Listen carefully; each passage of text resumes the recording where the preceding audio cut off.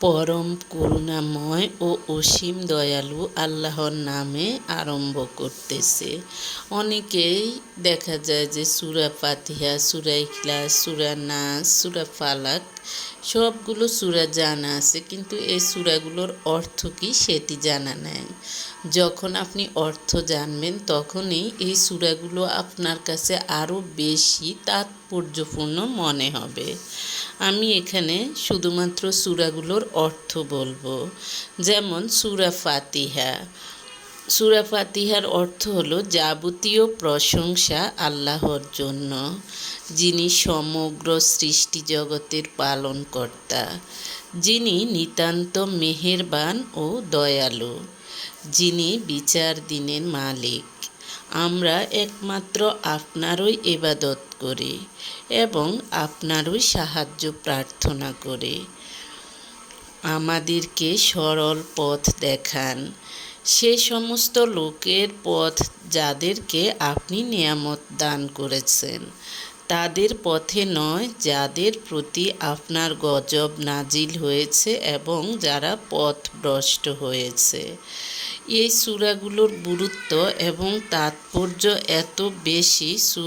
সূরা ফাতিহার গুরুত্ব এখন আমি বলবো।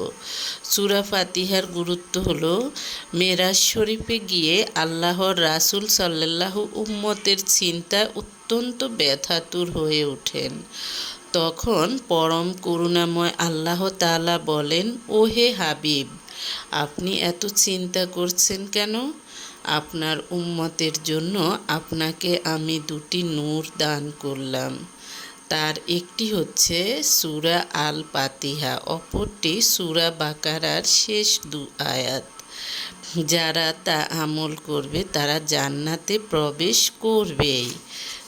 গুরুত্বটা কত বেশি আসলে, কিন্তু মানুষ এইসব দেখা যায় যে কোনো মতে সূরাটা পারে কিন্তু সূরার অর্থটা পারে না এবং বুঝেও না। এবার আমি বলবো সূরা নাসের অর্থ।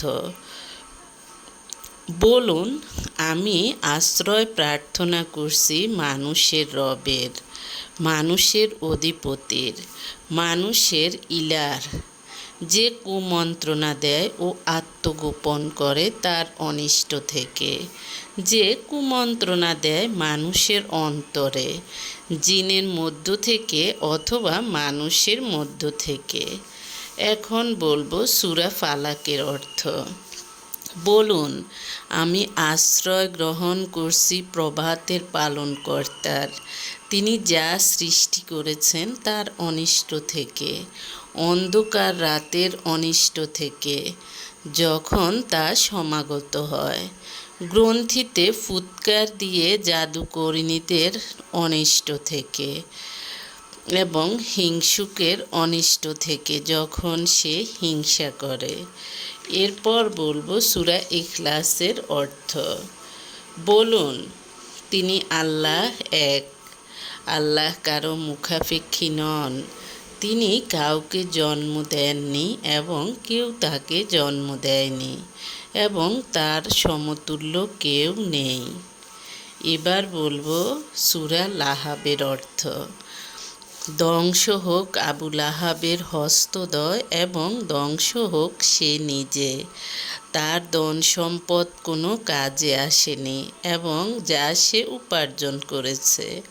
শীঘ্রই সে প্রবেশ করবে লেলিহান অগ্নিশিখায় এবং তার স্ত্রীও যে ইন্ধন বহন করে, তার গলদেশে খেজুরের রশি নিয়ে।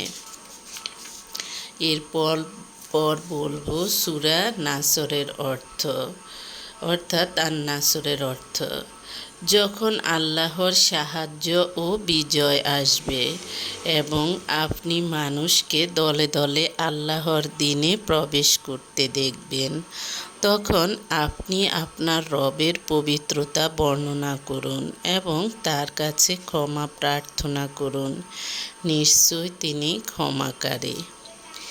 এরপর বলবো সূরা কাফিরুনের অর্থ।